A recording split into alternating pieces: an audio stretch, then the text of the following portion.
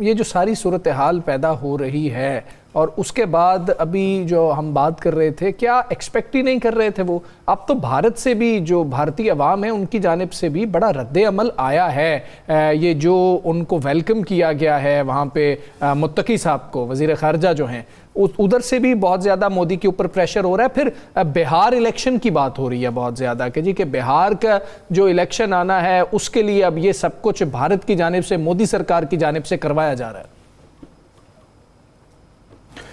हम साहब, ये बात जो है वो समझने की है, जो शायद जो है वो अफ़गानिस्तान की हुकूमत या तालिबान हुकूमत को बिल्कुल भी समझ नहीं आई कि पाकिस्तान ने जो अफ़गान मुहाजिरीन थे उनके साथ कैसा सलूक किया, किस तरह उनके लिए यहाँ फ़राख दिली के साथ यहाँ उनको जगह दी। आप लाहौर देख लें, आप इस्लामाबाद देख लें, आप कराची देख लें, हर जगह पे इनके होटल्स हैं, उनके बिजनेस हैं। कभी कोई जो इम्तियाजी सलूक भी किसी ने नहीं किया। कभी उनको ये भी नहीं देखा कि ये अफ़गानी है, बल्कि वहाँ पे लोग जाते हैं, बैठते हैं और इतनी खिदमतें करने के बाद अफ़गान तालिबान वहाँ पे आए। पाकिस्तान ने बारहा उनको कहा कि टीटीपी जो है वो आपके पास पनाह लिए हुए है और हमारे यहाँ वो दहशतगर्दी की कार्रवाइयाँ कर रही हैं, उनको रोकें। और वो जो है वो अफगान, बल्कि ये भी कहा गया पाकिस्तान की तरफ से कि आप दूर किसी जगह पे इनको आबाद कर दें और उसका खर्चा भी पाकिस्तान देने के लिए तैयार है। लेकिन जो अफगान तालिबान है उन्होंने, और बड़े वफूद भेजे गए, बड़ी कोशिश की गई, लेकिन उनकी जानिब से कोई जो पॉजिटिव साइन नहीं मिला। उसकी वजह ये, पिछले हफ्ते और उससे पिछले हफ्ते DGISPR की प्रेस कॉन्फ्रेंस और उससे पहले भी आप देख लें, हमारे यहाँ 10-10, 12-12 जो सिक्योरिटी के एहलकार है, जो अफसरान है, वो शहीद हो रहे थे। पुलिस के अफसरान शहीद हो रहे थे। हर दूसरे तीसरे दिन ये छातें हो रही थी। और जो अफगान तालिबान है, पाकिस्तान के साथ वो भारत ने मत्था लगा रखा है और वो वहाँ पहुँच के और वहाँ जाकर पाकिस्तान के हवाले से या कश्मीर के हवाले से आप बात कर रहे हैं, भारत को, उसको कश्मीर से जो पाकिस्तान का मौक़िफ़ है उसके खिलाफ, और फिर वहीं बैठ के आप, अच्छा जो आपने बात की ना कि जो मोदी तो जाहिर सी बात है रास्ते ढूंढ रहा है ना, आपके वो कोई रास्ता मिले। पहले अफगान सरजमीन वो इस्तेमाल करते रहे जो अशरफ गनी के दौर में, अब दोबारा उनकी कोशिश है कि हम प्रॉक्सीज वहाँ से जो वो दोबारा से शुरू करें। अब जो वहाँ बैठ कर जो वज़ीर ख़ारजा, अफगान वज़ीर ख़ारजा, उन्होंने जो बात की थी वो आपको याद होनी चाहिए। उन्होंने कहा जी यहाँ रशिया आया तो वो चला गया, वहाँ अमेरिका आया तो वो चला गया, तो ये बात जो है वो मद्देनज़र होनी चाहिए, हम हमसाए हैं। तो इस तरह की बातें, मतलब उनके कहने का मकसद ये है कि हमने तो रशिया और अमेरिका को भगा दिया, आप क्या चीज़ें। तो इस तरह की बातें नहीं की जाती। मेरा ख्याल है पाकिस्तान की बड़ी कुर्बानियां हैं अफगानिस्तान के हवाले से। जो अफगान तालिबान की हुकूमत है उनको तो पूरा तावन जो वो करना चाहिए। 6 जाए के तावन करते, उन्होंने उल्टा जो है वो पाकिस्तान के दुश्मनों के साथ जो है वो पींगे बढ़ाना शुरू कर दी। तो ये मल्टीपल फैक्टर्स है जो वजह बन रहे हैं। और फिर उनको अब जवाब मिल गया है कि उन्होंने अगर थोड़ा किया तो पाकिस्तान ने फिर भरपूर उनको जवाब दिया। फिर अब उनकी जानिब से जो है वो अब जो रिक्वेस्ट आई थी उस रिक्वेस्ट को एक्सेप्ट किया गया।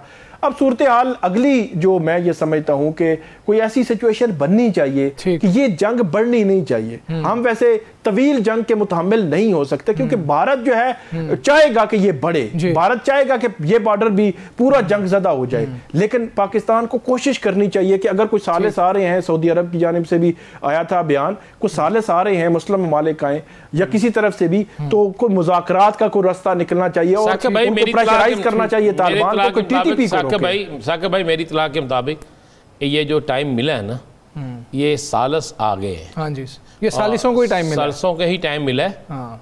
तो अफगानिस्तान को टाइम नहीं मिला। हाँ। ये टाइम सालिसों को मिला है और उन्हें कहा गया है कि आप नहीं करना, आपको ये कल या परसों तक ये खबर बिल्कुल वाज़ेह नजर। कोई गारंटर तो अंदर आए ना इसके हवाले से। इसमें चाइना भी है। हाँ। और इसमें हमारे इस्लामी ममालिक भी हैं। और ये मैं जो बात कह रहा हूँ ये आपको नजर आ जाए। हाँ, बिल्कुल बिल्कुल ठीक है, ऐसा ही है, बिल्कुल। अच्छा साकिब साहब, ये जो पैरोल की बातें आ रही हैं, अडयाला जेल से आज ये बात सामने आई थी, इस पर ज़रा हमें बताइएगा। ये बात जब पाकिस्तान और भारत की कशीदगी हुई थी उस वक्त भी सुनने में सामने आई थी। आप किस तरह से देखते हैं और पैरोल किन बुनियादों पर जो है वो उस पर रिहाई मिल सकती है? एक तो वो पिछली जो बात हो रही है उस पर मैं कमेंट कर दूं। फैसल करीम कुंडी साहब जो गवर्नर खैबर पख्तूनख्वा हैं, उन्होंने 15 अक्टूबर यानी कि आज 3 बजे फैसल करीम अली अमीन गंडापुर साहब को बुलाया हुआ था और 4 बजे सोहेल खान अफरीदी को हलफ जो है उसका लेना पड़ा और अली अमीन गंडापुर भी नहीं आए तो उनको फेस सेविंग भी नहीं मिली। रात को मैं सुन रहा था उनको कि उन्होंने कहा मुझे तो किसी ने एडवाइस नहीं की, मैंने खुद ही ये किया है कि ये इतराज मैंने खुद लगाया है। तो उन्होंने पूछा ये आइन में तो नहीं लिखा हुआ, आप इख्तियार से तजावुज़ तो नहीं कर सकते ना। तो यही बात है, बड़ी पीपल्स पार्टी और JUIF मेरे ख्याल में इस सारे मामले में हारे हैं।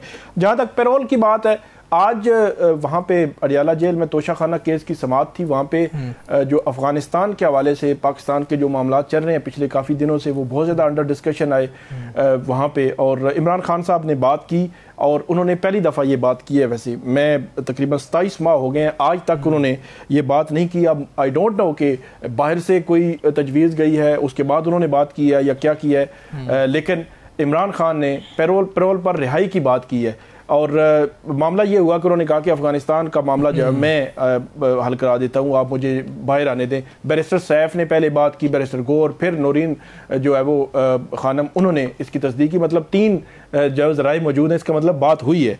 अब जब वो उन्होंने क्यों कहा ये तो वो बता सकते हैं। पैरोल पर जो रिहाई है ये आमतौर पर जो कोई करीबी रिश्तेदार फौत हो जाए, जिस तरह कुलसूम नवाज साहिबा वफात पा गई थी तो मरियम नवाज शरीफ साहब और कैप्टन सफदर की पैरोल पर रिहाई हुई थी, फिर उसमें एक्सटेंशन भी हुई, उनको फैसिलिटेट किया उस वक्त की PTI हुकूमत ने। तो एक तो ये है। दूसरा ये होता है कि किसी मुजरिम ने पहली बार जुर्म का इर्तिकाब किया हुआ है। वैसे खान साहब पहली दफ़े ही गए हैं, उन पर ज़िंदगी में पहली दफ़े केस बने हैं, लेकिन बन 300 गए हैं एक ने 300 केस बन गए हैं। तीसरा जो है वो है कि उन्होंने गुड बिहेवियर, मतलब अच्छा रवैया उन्होंने वहाँ पे रखा हो, वहाँ के रूल जो है जेल के सारे उनकी पैरवी की हो, उस पर उनको रिहाई जो है वो मिल जाती है। आदि मुजरम जो है उनको पैरोल पर रिहाई नहीं मिलती। और इसमें जो तरीकाकार वो यही होता है कि मुलजिम जो है वो मुजरिम जो है वो दरख्वास्त देता है, उसकी फैमिली या उसका कोई फ्रेंड जो है वो दरख्वास्त देता है, उसके बाद वो जेल सुपरिटेंडेंट से होती, महकमा दाखिला पंजाब के पास जाएगी, महकमा दाखिला पंजाब की एक पैरोल कमेटी होती है, उसके पास जाती है, वो सिफारिशात देती है, फिर जो कैबिनेट है पंजाब की वो उसको हतमी शक्ल जो है वो देती है। बुनियादी जो तरीकाकार है वो ये है इसका सारा पैरोल पर जो है वो रिहाई का। ऐसा नहीं है कि ये मतलब एक दफा का और दूसरी दफा हो जाएगा। जो आपने पाक भारत उस पर बात की तब भी इन्होंने कोशिश की थी, लेकिन वो मतलब एक उसको पॉजिटिवली देखे या नेगेटिवली, वो जंग जो है वो उसको दौरानिया 3-4 दिन था, तो वो अगर बढ़ती तो हो सकता है उस पर देखा जाता। वो दरखास्त दायर हुई थी इस्लामाबाद हाई कोर्ट में, लेकिन उस पर ऑब्जेक्शन लग गया था और उसके बाद वो मामला आगे नहीं बढ़ सका था। ठीक है, मैंने ब्रेक पे जाना है। रान साहब सिर्फ एक कमेंट आपसे चाहूंगा, हुकूमत ये ऑफर कबूल करेगी कि मैं जाके मुज़ाकरात करवा देता हूँ? नहीं करेगी, नहीं करेगी, बिल्कुल नहीं करेगी। देखिए कभी भी नहीं, वो चले जाएंगे तो हीरो हो जाएंगे, तो हुकूमत वैसे ही बेचारी बड़ी तंग है। बात ये है कि इमरान खान ने, बानी तहरीक इंसाफ ने, ठीक, एक मुहिब्बे वतन होने का सबूत दिया। उन्होंने पाकिस्तान के लिए बात करने की बात की, और मैं समझता हूँ कि अगर हुकूमत समझदारी करे तो इसको अगर मान ले तो पाकिस्तान में सारा सियासी इख्तलाफात ठीक है खत्म हो जाए। ठीक है।